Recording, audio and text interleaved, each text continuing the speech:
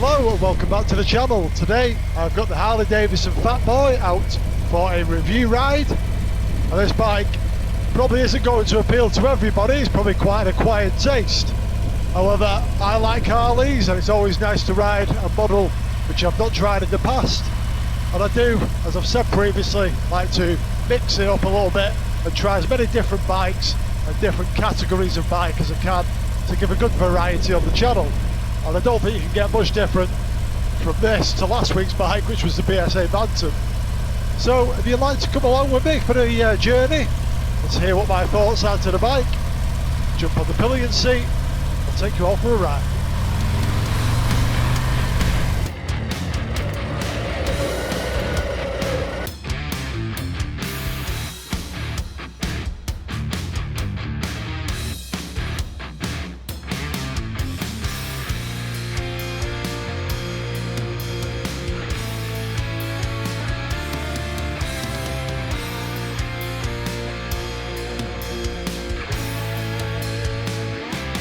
The engine is a 1923cc V-twin, 117 Milwaukee 8 Custom with 168 Nm of torque and 103 brake horsepower. The gearbox is a 6-speed manual with a cable operated clutch. The exhaust is a 2x2 system.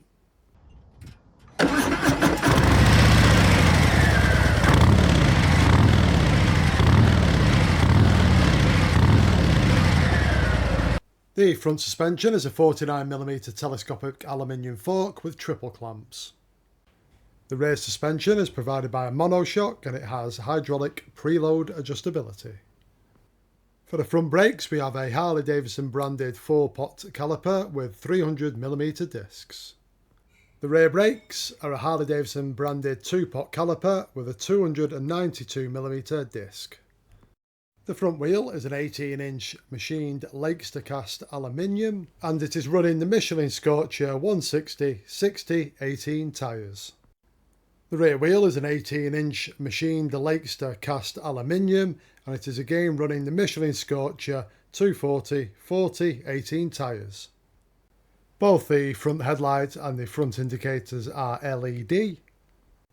The rear lights and the rear indicators are also LED. On the left hand side you have the flasher, the set and resume for cruise control, the mode select button, the left indicator and the horn. Over on the right hand side you have the start and kill switch, traction control, hazards, right indicator and your rider mode select button. For the dash we have a 5-inch analog round binnacle with a small LCD screen at the bottom. It displays all the usual basic information: fuel level, fuel consumption, time, mileage, your rider mode and your speed. The seat height is 675mm. The bike weighs in at 315 kilograms. The fuel tank capacity is 18.9 litres. This is the grey colour scheme. You can also choose from white, black, red or olive and black. The bike is running footboards. The bike is belt driven. At 315 kilos, kicking the Fatboy off a stand, wheeling it around by hand and then putting it back on the stand is achievable, but you certainly know that you're lugging a heavy bike around. So here's a quick demonstration just to show that despite the extremely wide front and rear tyres on this bike, once you've found your balance point and got used to it, it is quite manoeuvrable in a tight space.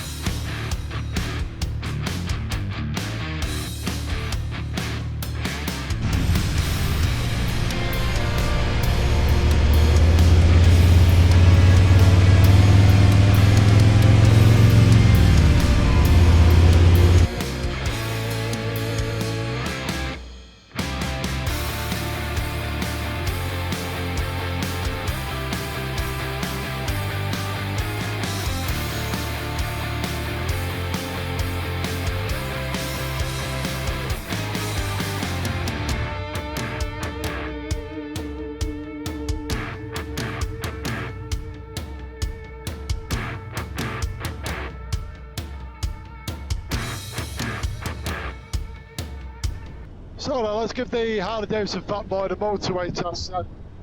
Let's see how this one performs. We're on the motorway now, let's go. We're already at 70. I'll just get past this car. Just ease off a bit so you can hear me. Well, as we know, speed ain't an issue, acceleration ain't an issue, never was going to be. What I will say though, is the riding position, with it being feet forward, and the swept up bars, that is kind of giving you the effect of a bit of a windsock. So your body's kind of opened up, and the wind is catching you on the torso there, and that is definitely, in my opinion, pulling you back quite significantly.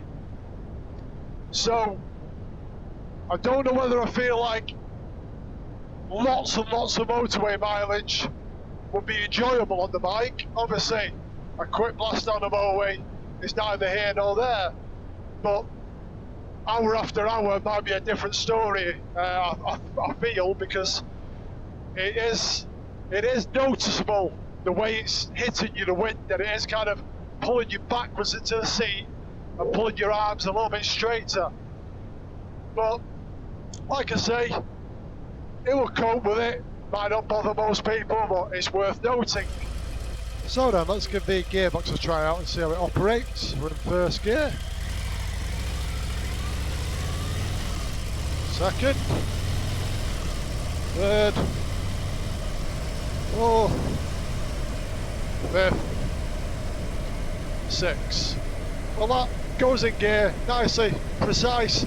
It's a big clunk into gear, which you would expect with Harleys, but as I say, no missing, no hunting around. Let's go down. So fifth, fourth, third, second, and all the way down to first. And again, down the box, absolutely fine. Selects all the gears as it should. So, up and down the box, for me, works really, really well. But there is one thing which doesn't operate too well, that's the neutral, which I'll discuss later. Okay then, let's give the Harley Davidson Fatboy the acceleration test up to the national speed limit of 60 miles an hour, and see how this one performs. But we'll also try the brakes as usual at the end of the acceleration test and see how they get on as well. So we're in first gear, we're in sport mode, let's see how we go.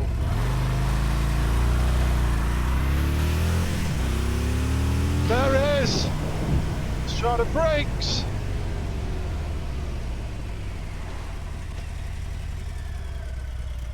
Well, for me, the brakes, as I've commented previously on Harley Davidson, are a little bit underpowered for my liking. I'd like something just a little bit more bite on there, just a bit more pull, because to me that took quite a distance to come to a stop there. The acceleration, no issues with that whatsoever, as you would expect with a Harley, a nice big engine, plenty of torque, and it'll just catapult you down the road. So a pass for the acceleration, and a 50-50 on the brakes, shall we say.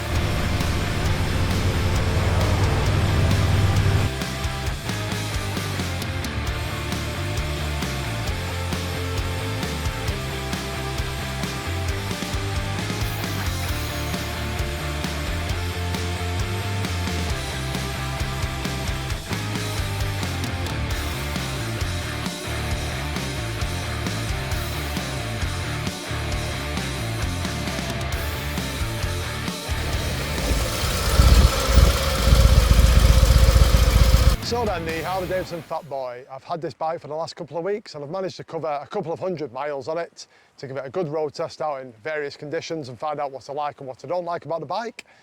At the start of the video, I've covered all the specs of the machine as usual, but at this point I would just like to give my thoughts and opinions and sum up my time with this bike. And first up, it would be the looks of the bike, which I would like to talk about, because initially I was about 50-50 on this machine because there was things which I did like, but there's other things which I definitely did not like. And I've got to say that this bike has changed my opinion over the last couple of weeks. I'm still not 100% certain, but I've got to say it's probably changed my opinion on the looks of a machine more than any other which I've reviewed in the past. So initially I wasn't a fan of either the colour or the wheels of the bike. Now, the wheels are something which have never ever appealed to me on Harleys. This particular design, the solid state design, it's just something which I've kind of thought is ugly, I would possibly say, in the past. But having lived with a bike for a few weeks and a few days and ridden it, sat back, looked at it and had a look close up, they have definitely grown on me. Now, I'm not saying I'm 100% sold on them, but I do think they are in keeping and fitting with the bike and the overall design of the bike. And also, while the bike's in motion, they actually do look rather cool. So the next thing was the colour of the bike. Now, I personally didn't really think this was a great colour. It didn't stand out, it wasn't very inspiring. It's kind of that battleship grey. And it did remind me of the British car industry from the 1960s, the kind of Hillman Minks, Rovers, Morris Minors, that kind of thing. And I kind of thought it's a bit out of fashion grey now, but after living with the bike for a few days and getting used to it and seeing it close up, I now kind of feel it's not really out of fashion. It's more of a nod to the past, and it definitely is in keeping with the theme of the bike and the overall looks of the bike. So again, just like the wheels, the colour has actually grown on me, and I do actually quite like the colour now. So the engine on the bike, well, for me, I preferred to keep it in sport mode. I found that this was the most enjoyable and the easiest way to ride this bike. I never tried the rain mode, so I can't comment on what that is like. However, the sport mode and the road mode, for me, the sport was just the better choice out of the two. However, in both modes, the sport and the road mode, I found that the throttle action was quite off and on. It was kind of jerky a little bit. I'm assuming that's going to be down again to the Euro regulations, which it's got to comply with. However, the big 1900cc engine, more than enough power, you're never wanting more. It will deal with anything that you can throw at it. Acceleration off the line is plentiful, overtakes are an absolute breeze. You can be cruising along in 5th or 6th gear, and all you've got to do is give the throttle a little twist, and the torque will pull you down the road without the engine revs barely increasing. The exhaust sound, well, that's actually quite good. I'm not really usually a fan of stock exhausts on Harleys, but for me, the exhaust on this has actually got a nice sound to it. It kind of harks back and sounds more like an old school Harley, if you will. It's got that kind of natural sound and that sound which you would associate with a Harley. So that's definitely a good point.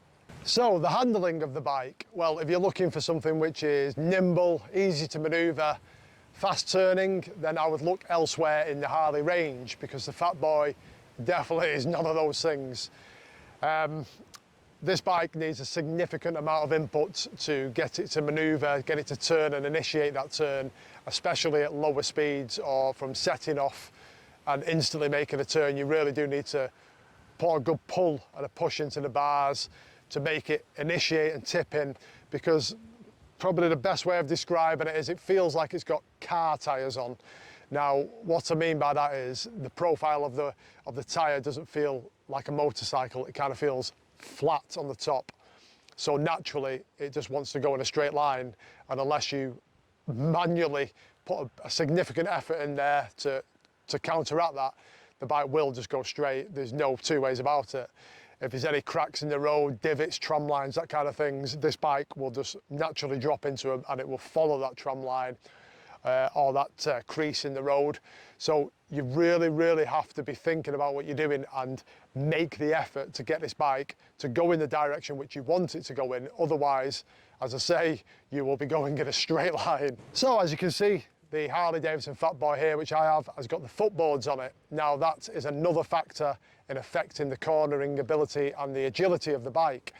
It doesn't take much lean angle, really a minimal amount of lean angle, and you can be grounding these boards out significantly. And I have to admit that I have done that. There is barely any bolts left underneath those footboards there. And that isn't from riding like a lunatic, it is just basically from not being able to get enough lean on the bike to help tip it in and turn around the corner. Those boards just instantly want to hit the tarmac and scrape their way along. Now, some people might like that, but for me, that wasn't really much fun.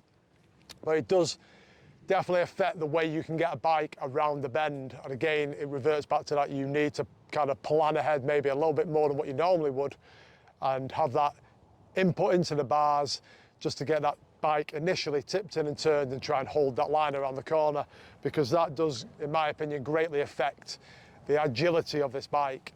Now, once you're out on the open A roads, going around 45 to say 60 mile an hour, the bike is actually quite good for a cruiser. It flows around the bends nice and easily. But like I say, when you get into something a bit more tight and nudgery, it's definitely, in my opinion, not the bike for that. So next up is the switchgear. Now, I think that Harley have done a real good job on the switchgear on this bike. It's definitely a big improvement, I'd say a huge improvement over the Sportster S, which I rode a couple of months ago, which I found to be inadequate and really poorly designed. This is nicely laid out. It's all exactly where you'd want it to be. The indicator switches are really easy to operate. You know when they're on, you know when they're off. You're not messing around or hunted around. Everything's in its place. It's not overcrowded. Another thing which I like is the binnacle, the Speedo there, the round one. I'm so glad that Harley have gone back to that design and got away from the little square thing which they were putting on bikes over the last few years. And in fact, I've got one on my Street Bob. I really thought that was a poor design. This is really in keeping, a really nice design. It's easy to use, easy to operate, and it just fits within the theme of the bike. The next thing I really like is the handlebars, the position there, if you can call it the wheelbarrow style, maybe. The way they swept back and just curved down there, it just promotes real enjoyable riding and relaxed riding.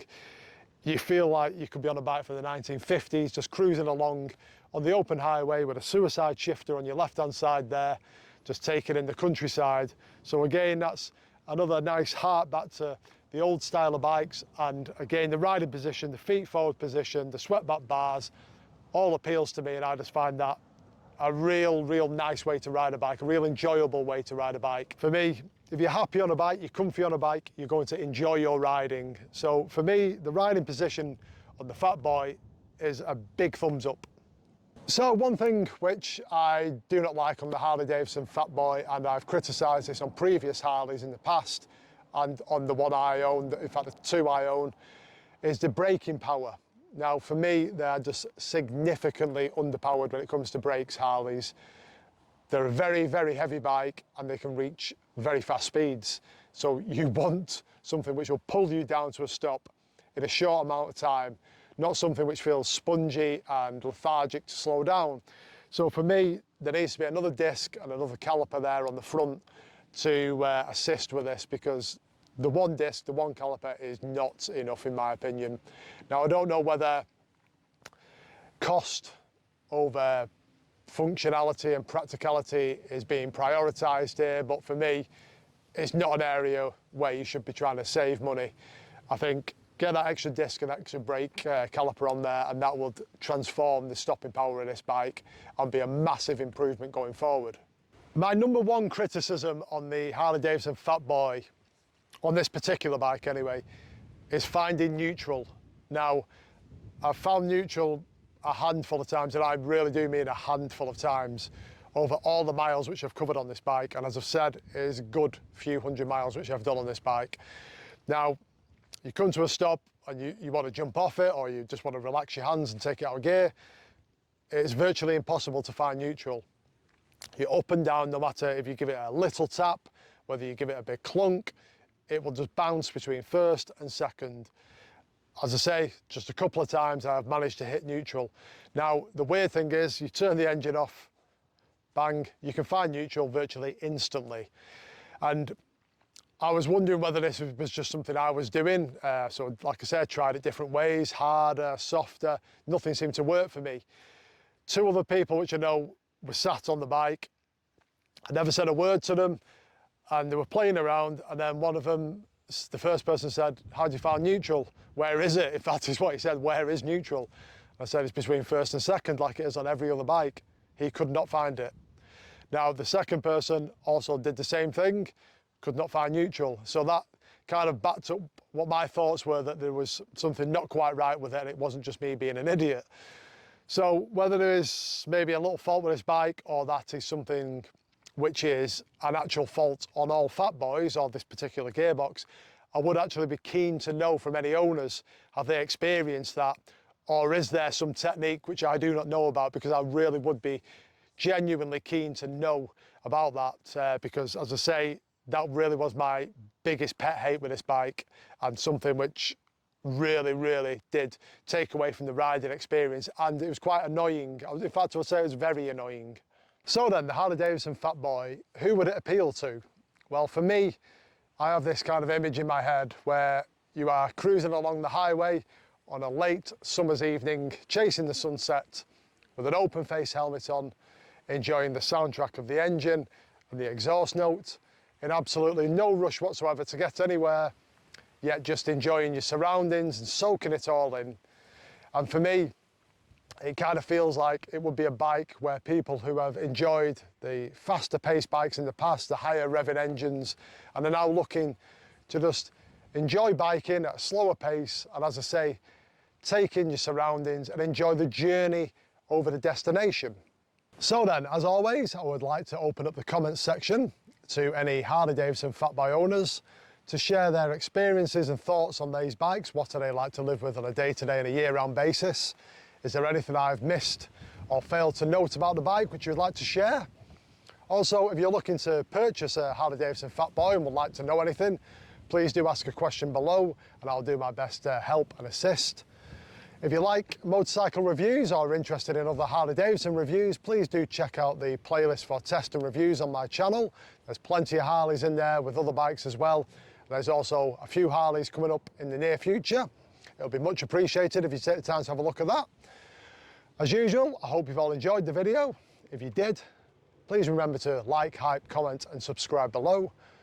But more importantly, remember to keep it shiny side up, and I'll see you all in the next one.